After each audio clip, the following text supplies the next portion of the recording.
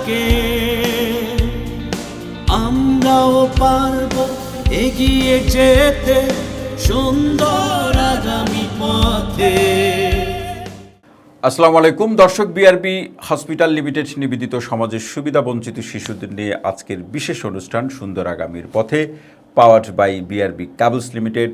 সাথে আছি ডক্টর তৌহিদুল হক।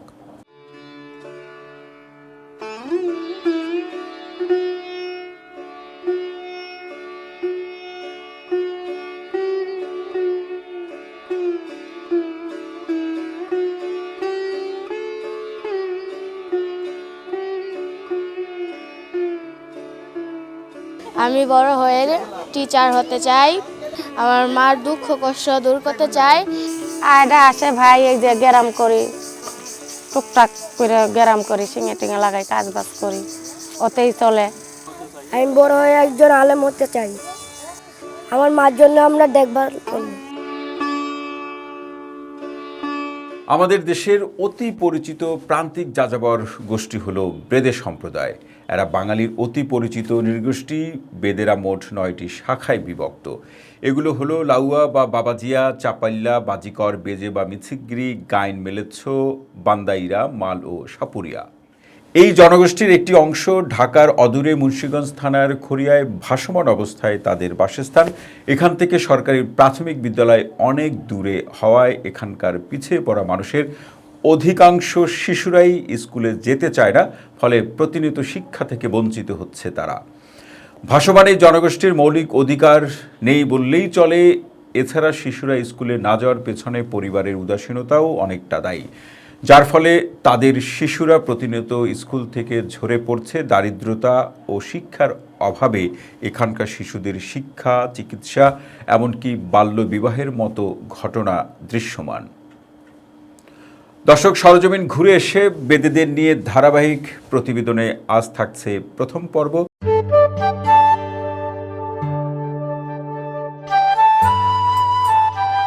বেদেরা বাংলাদেশের অতি পরিচিত প্রান্তিক যাযাবর গোষ্ঠী। ভূমিহীন এই মানুষেরা দলবদ্ধভাবে নৌকায় বাস করে, এজন্য তাদের জলের জিপসিও বলা হয়। সাপের খেলা দেখানোর জন্যই এরা বেশি জনপ্রিয়।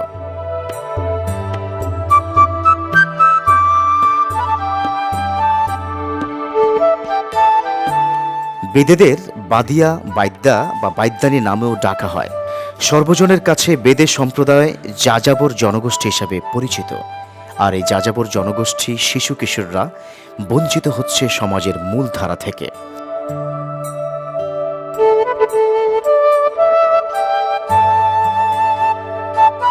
তাই বিকল্প নেই শিক্ষার।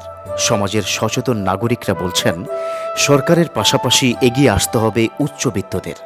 ঐতিহ্যগতভাবে নদীতে বসবাস করে, ভ্রমণ করে এবং তাদের জীবিকা অর্জন করে, তাই তারা জলযাযাবর বা নদী যাযাবর নামেও পরিচিত। আবার এদেরকে সাধারণত বাইদ্যা বা বাইদানি বলেও ডাকা হয়। ঘাটে ঘাটে নৌকা ফেলা, আবার নোঙর তুলে নিয়ে অন্যত্র ছুটে চলা তাদের প্রতিদিনের চিত্র। পূরণ হবে এবার সবে চাওয়া পাওয়ার সকল দাবি, ব্যস্ততম এই শহরে পৌঁছে দিবে সবার ঘরে। যখন যার যায় লাগে পেয়ে যাবে নগদ হাটে, সবার ঘরে উৎসব হবে, চাহিদা মতো সবই পাবে, জীবন সাজবে নতুন রূপে। প্রয়োজনটা আমরা বুঝি, জেনে গেছে সবাই সেটি। নগদ হাটে প্রত্যাশা পূরণে প্রতিশ্রুতিবদ্ধ।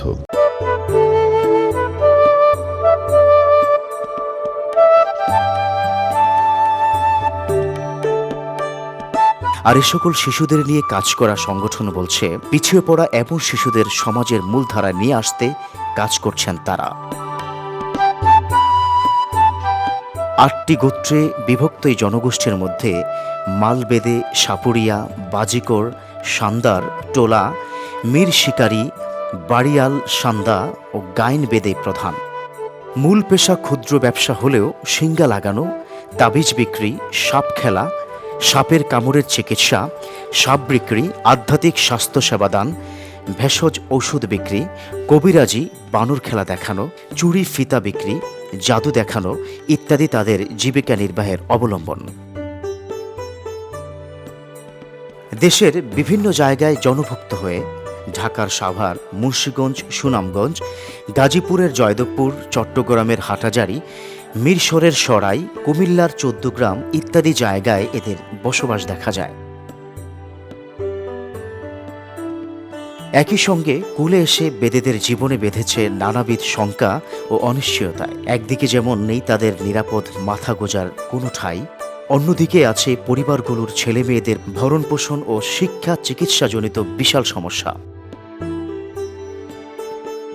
বর্তমানে বেদেরা সম্পূর্ণ ঠিকানাবিহীন ও অনিশ্চিত। এদের কুড়েঘরের ছাউনি হয়ে শতচ্ছিন্ন পলিথিন কিংবা লাইলনের অথবা সিমেন্টের ব্যাগে, আর খেজুর পাতার পাটি দিয়ে তৈরি বিছানা। শীত, গ্রীষ্ম, বর্ষা, শরৎ, হেমন্ত ও বসন্ত সব ঋতুতেই ছেলে মেয়ে স্ত্রী নিয়ে অবস্থান করে দিনের পর দিন, মাসের পর মাস। জীবিকার সন্ধানে ওরা ছুটতে থাকে এদিক ওদিক। পুকুর, ডোবা বা জলাশয়ে কারো সোনারূপা হারিয়ে গেলে উদ্ধার করে দেয় তারা। নানা প্রতিকূলতার মোকাবেলা করে কোনো মতে বেঁচে আছে। আর এ সকল সম্প্রদায়ের ছেলে মেয়েদের পড়াশোনা করানোর ইচ্ছা থাকলেও পরিবেশ ও পরিস্থিতির কারণে সম্ভব হয় না। সমাজসেবা অধিদপ্তরের তথ্য মতে আমাদের দেশে বেদে সম্প্রদায়ের জনসংখ্যা প্রায় 8 লাখ। তারা নাগরিক জীবনের অধিকাংশ সুযোগ সুবিধা থেকে বঞ্চিত। এ সম্প্রদায়ের প্রায় 98% সদস্য দারিদ্র্য সীমার নিচে বসবাস করে। বিশুদ্ধ পানি কিংবা স্বাস্থ্যসম্মত স্যানিটেশন ব্যবস্থার তীব্র সংকট, ভাসমান জীবনযাপনের ফলে বেদেরা শিক্ষার সুযোগ থেকে বঞ্চিত। তেমনি এক বেদে শিশু সজনে ইসলাম। অভাব অনটনের মায়ের সংসার বড় হলেও স্বপ্ন দেখেন শিক্ষক হবার। মুন্সিগঞ্জের বেদেপল্লীতে বসবাস 5 বছর ধরে। পড়াশোনা করেন উত্তরণ শিক্ষালয় নামক একটি বেসরকারি প্রতিষ্ঠানে 4র্থ শ্রেণীতে। যেখানে বাবা আরেকটি বিয়ে করে চলে গেছেন অন্যত্র, সেখানে বেদে মায়ের লড়াই সংগ্রামে বড় হচ্ছে সজনে। তবু হাল ছাড়তে নারাজ। বড় হয়ে শিক্ষক হয়ে পড়াশোনা করাবেন তার মতো অসহায়দেরও। আমি বড় হয়ে টিচার হতে চাই, ছোট ছোট বাচ্চাদের পড়াশোনা করতে চাই, এটাই আমার জীবনের স্বপ্ন। আমি আরও পড়াশোনা করে অনেক বড় হতে চাই। আমার আব্বু হকারি করে, আমার মা বাসায় থাকে। বিশেষে আমার আব্বু আমাকে পড়াশোনার খরচ চায় না। আমরা 3 ভাই বোন, আমার মা বড় করছে অনেক কষ্ট করে। আমরা যখন ছোট ছিলাম আমার মাও গ্রাম করতো, এখন আমার মা বাসায় থাকে।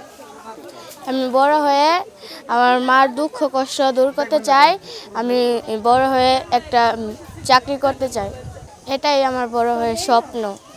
সজন ইসলামের ভাই শহীদুল ইসলাম পড়াশোনা করেন স্থানীয় একটি মাদ্রাসায়। বড় বোনের মতো স্বপ্ন আলেম হয়ে মা বাবার সেবা করবেন। আমার নাম সাইদুল ইসলাম, মার নাম আসমা বেগম, বাবার নাম শফিকুল ইসলাম। আমার মাদ্রাসার নাম বাইতুল সালাম উসমানিয়া মাদ্রাসা। আমি এখন কোরআন শরীফ পড়তেছি। আমি বড় হয়ে একজন আলেম হতে চাই। আমার মার জন্য আমরা দেখভাল করব। সজনী ও শহীদুল ইসলামের মতো বেদে পল্লীতে রয়েছে আরও অসংখ্য শিশু কিশোর। তারাও স্বপ্ন দেখেন তাবিজ কবজ বিক্রি নয়, মানুষের মতো মানুষ হতে করবেন পড়াশোনা।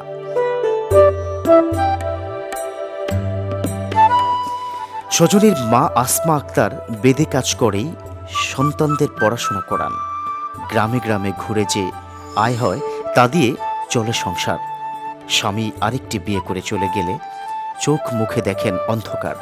তবুও সন্তানদের মানুষ করাই তার স্বপ্ন, যাতে নিজের মতো সন্তানদের কষ্ট না হয়। আয়ডা আসে ভাই, এই যে গ্যারাম করি, টুকটাক করে গ্যারাম করি, সিঙে টিঙে লাগাই কাজ বাজ করি, ওতেই চলে। এই স্বামীতে যদি আসে সপ্তাহ পরে 1500 টাকা দিল, না দিলে নাই দে। এই যে মাঝে মাঝে দে, আবার না দিলে কিচ্ছু করার নেই। কাজে দরকার করে কতদিন দৈনিক 200-300 হয়, 500 হয়, আবার কত সময় হয় না, আবার কত সময় 1000 টাকা হয়। ওই নিয়ে টুকটাক করে ছেলে মেয়েদের নিয়ে সংসার চলে।